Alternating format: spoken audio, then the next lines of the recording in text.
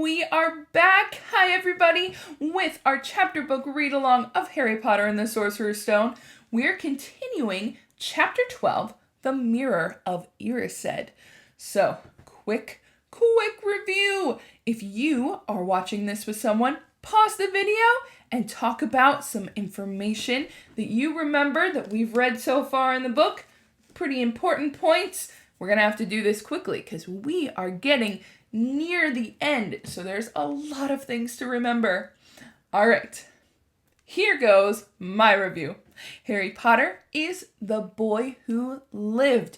He survived a dark wizard named Voldemort when he was just a baby. Sadly, his parents died, and he had to go live with his mean aunt, uncle, and cousin, the Dursleys. They are muggles, which means they're non-magic folk.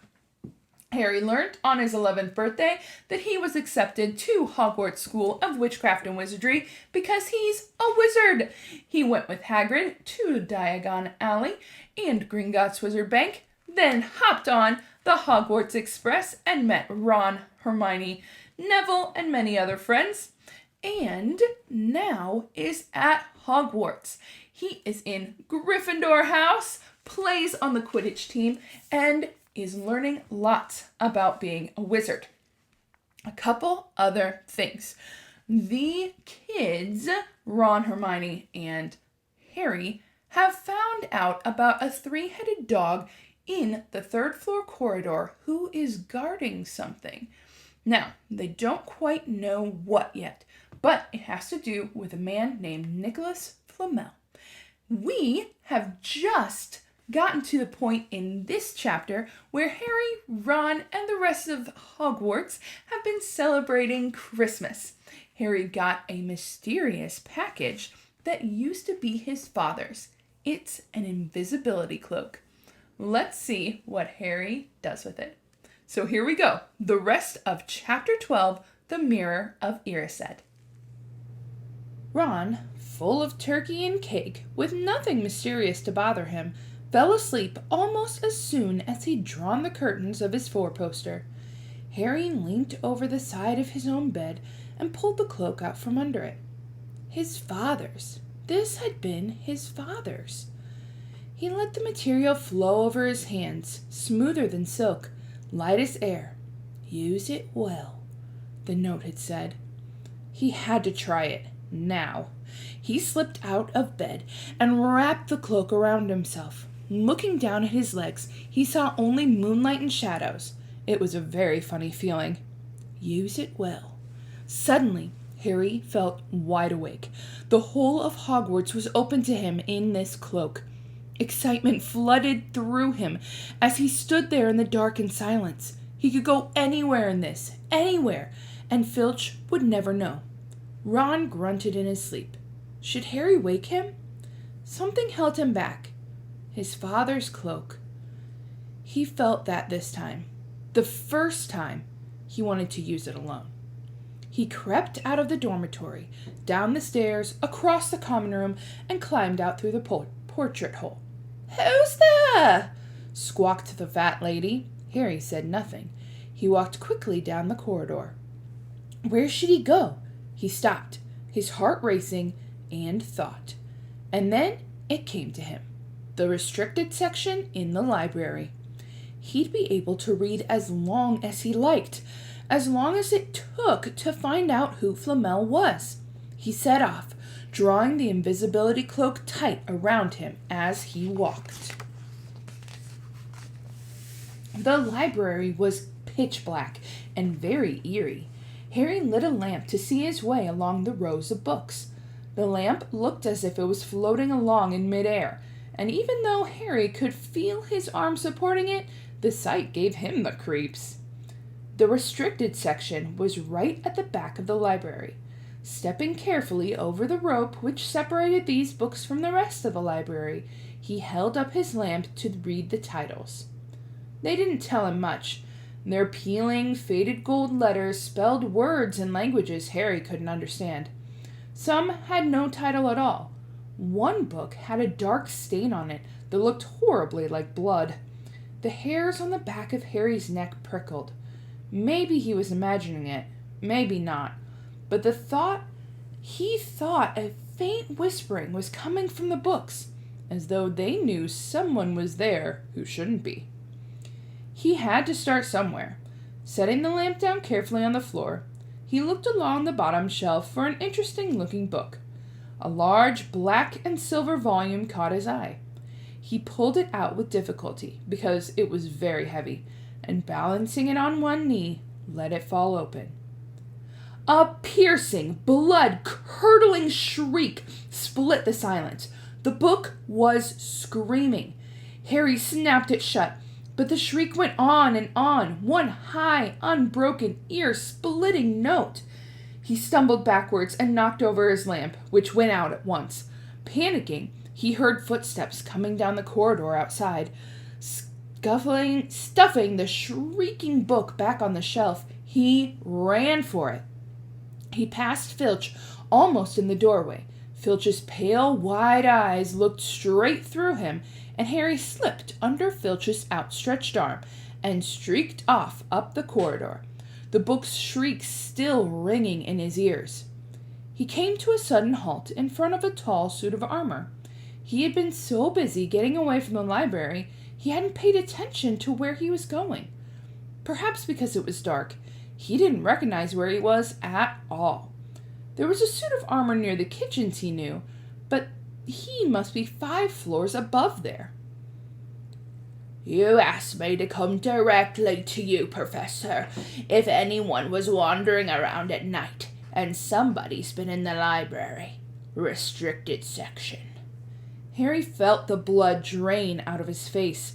Wherever he was, Filch must know a shortcut, because his soft, greasy voice was getting nearer, and to his horror, it was Snape who replied. The restricted section? Well, they can't be far. We'll catch them. Harry stood rooted to the spot as Filch and Snape came around the corner ahead. They couldn't see him, of course, but it was a narrow corridor, and if they came much nearer, they'd knock right into him. The cloak didn't stop him from being solid. He backed away as quietly as he could. A door stood ajar to his left. It was his only hope. He squeezed through it, holding his breath, trying not to move it, and to his relief, he managed to get inside the room without their noticing anything.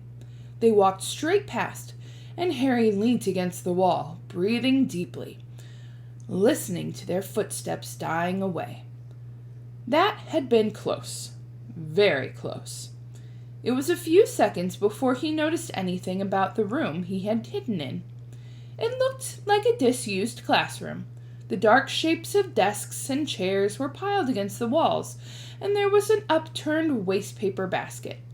But propped against the wall facing him was something that didn't look as if it belonged there. Something that looked as if someone had just put it there to keep it out of the way. It was a magnificent mirror, as high as the ceiling, with an ornate gold frame, standing on 2 clawed feet. There was an inscription carved around the top. Irised, stra, iru oit, ube carfu oit on washi. His panic fading now that there was no sound of Filch or Snape, Harry moved nearer to the mirror, wanting to look at himself but see no reflection again. He stepped in front of it. He had to clap his hands on his mouth to stop himself from screaming. He whirled around. His heart was pounding far more furiously than it had when the book had screamed, for he had seen not only himself in the mirror, but a whole crowd of people standing right behind him. But the room was empty. Breathing very fast, he turned slowly back to the mirror. There he was, reflected in it, white and scared looking, and there, reflected behind him, were at least 10 others. Harry looked over his shoulder, but still, no one was there. Or were they all invisible too? Was he, in fact, in a room full of invisible people, and this mirror's trick was that it reflected them, invisible or not? He looked in the mirror again. A woman standing right behind his reflection was smiling at him and waving. He reached out a hand and felt the air behind him. If she was really there, he'd touch her. Their reflections were so close together, but he felt only air. She and the others only existed in the mirror. She was a very pretty woman. She had dark red hair, and her eyes were just like mine, Harry thought, edging a little closer to the glass, bright green, exactly the same shape, and then he noticed that she was crying, smiling, but crying at the same time. The tall, thin, black-haired man standing next to her put his arm around her. He wore glasses, and his hair was very untidy. It stuck up at the back, just like Harry's did. Harry was so close to the mirror now that his nose was nearly touching it. "Mum?" he whispered. "Dad?" They just looked at him, smiling. And slowly, Harry looked into the faces of the other people in the mirror and saw other pairs of green eyes like his, other noses like his, even a little old man who looked as though he had Harry's knobbly knees. Harry was looking at his family for the first time in his life. The Potters smiled and waved at Harry, and he stared hungrily back at them, his hands pressed flat against the glass, as though he was hoping to fall right through it and reach them. He had a powerful kind of ache inside him, half joy, half terrible sadness. How long he stood there, he didn't know. The reflections did not fade, and he looked and looked until a distant noise brought him back to his senses. He couldn't stay here. He had to find his way back to bed. He tore his eyes away from his mother's face and whispered, "I'll come back," and hurried from the room. "You should have woken me up," said Ron crossly. "You can come tonight. I'm going back. I want to show you the mirror." "I'd like to see your mum and dad," Ron said eagerly. "And I want to see all your family, all the Weasleys. You'll be able to show me your other brothers and everyone." "You can see them any old time," said Ron. "Just come around my house this summer. Anyway, maybe it only shows dead people. Shame about not finding Flamel, though. Have some bacon or something. Why aren't you eating anything?" Harry couldn't eat. He had seen his parents and would be seeing them again tonight.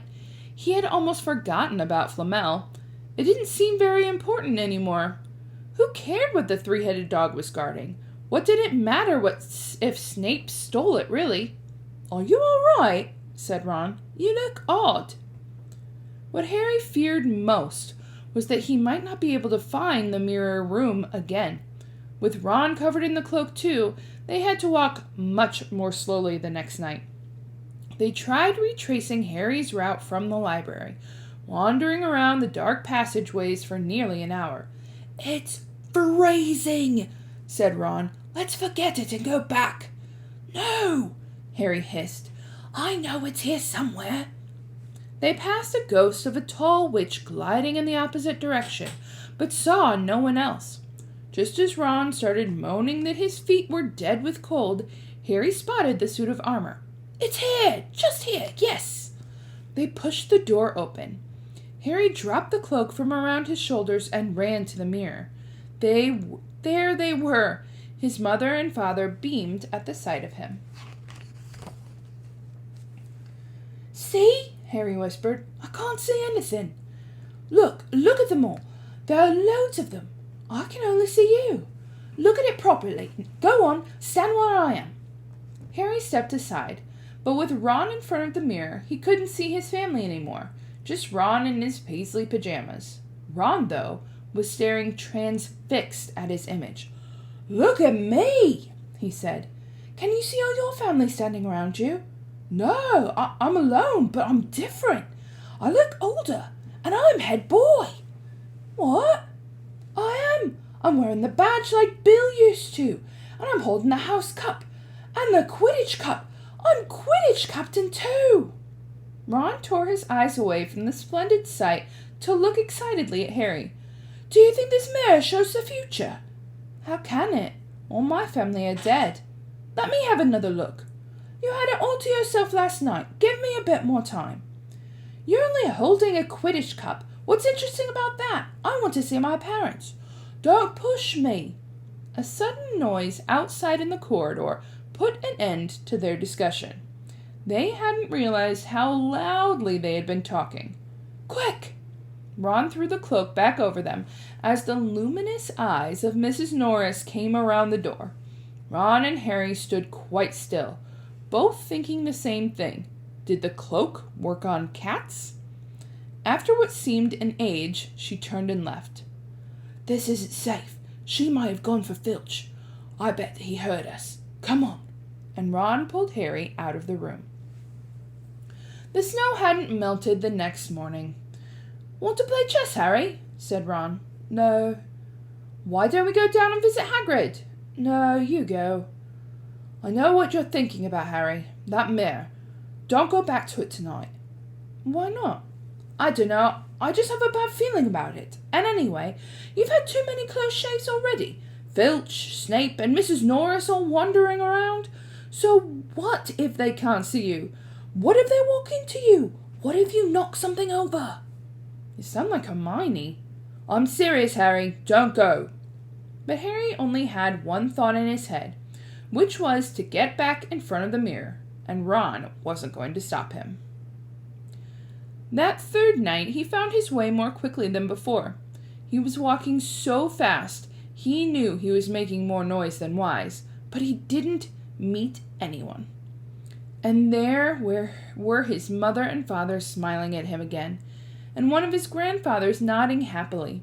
Harry sank down to sit on the floor in front of the mirror. There was nothing to stop him staying there all night with his family. Nothing at all except... "So, back again, Harry?" Harry felt as though his insides had turned to ice. He looked behind him. Sitting on the floor on one of the desks by the wall was none other than Albus Dumbledore. Harry must have walked straight past him, so desperate to get to the mirror he hadn't noticed him. I didn't see you, sir."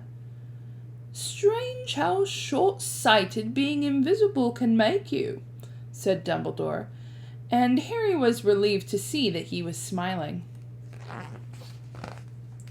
"So," said Dumbledore, slipping off the desk to sit on the floor with Harry, "you, like hundreds before you, have discovered the delights of the Mirror of Erised." "I didn't know it was called that, sir." "But I expect you've realized by now what it does." It shows me my family. And it showed your friend Ron himself as head boy." "How did you know?" "I don't need a cloak to become invisible," said Dumbledore gently. "Now, can you think of what the Mirror of Erised shows us all?" Harry shook his head. "Let me explain. The happiest man on earth would be able to use the Mirror of Erised like a normal mirror. That is, he would look at it and see himself exactly as he is. Does that help?" Harry thought. Then he said slowly, "It shows us what we want." "Whatever we want?" "Yes and no," said Dumbledore quietly. "It shows us nothing more or less than the deepest, most desperate desire of our hearts. You, who have never known your family, see them standing around you.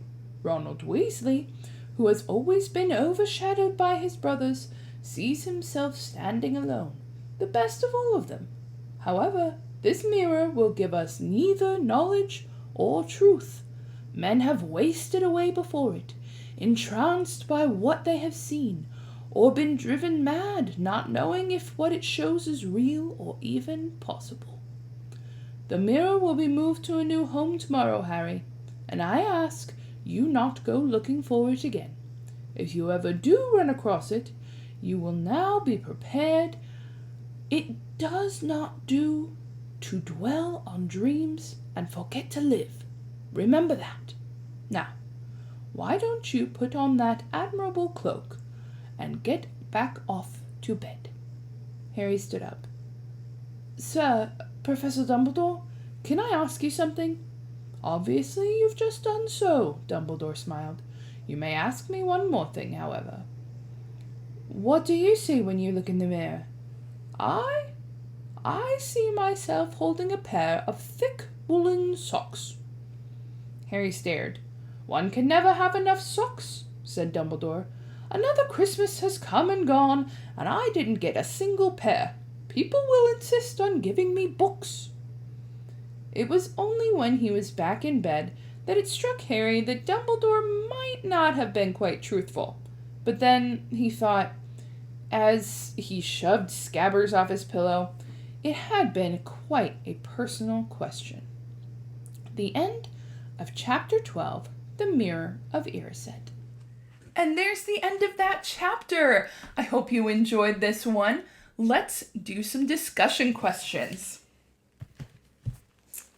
Where does Harry go the first time he uses the invisibility cloak? He goes to the library, the restricted section to be exact. So, they were talking about how they couldn't find Nicholas Flamel anywhere and wondered if he was in the books in the restricted section. But what happened when he was in there? A book opened up and it started screaming. No wonder that book was in the restricted section. But he had to run, right? He barely made it away from Filch and Snape. But he finds something. So what does Harry see in this mirror? He sees his family. His mother and father, he'd never even seen a picture of them before, and a bunch of relatives, so probably his grandparents, aunts and uncles on his dad's side, all of the Potters. What does Ron see in the Mirror of Erised? Instead of being surrounded by people, Ron is all alone, and he's tall, and he's brave, and he's won all of the different things, the House Cup, the Quidditch Cup. He's Quidditch captain, he's head boy, which means that he is one of the ones that the teachers trust the most. And so it's a little bit different, right? But what did we learn from Dumbledore that the mirror shows you? So what is the Mirror of Erised? It shows you what you desire most. So we find that Harry, being alone, desires his family and somebody to belong with. And Ron, who is the youngest of lots of brothers, wants to be able to stand out from all of them, be different and maybe the best. So why does Dumbledore say that men have wasted away in front of it? So some people maybe didn't realize what the mirror shows, and so they thought it was the future. And they just stared and stared at something they wanted and never went out and got it. So they wasted away in front of it. They didn't do anything. So we don't want to dwell on dreams and forget to live, is what our Professor Dumbledore said. The Mirror of Erised was the name of our chapter, and it was important because that was a big thing that now Harry knows about, and he got to see his parents for the first time.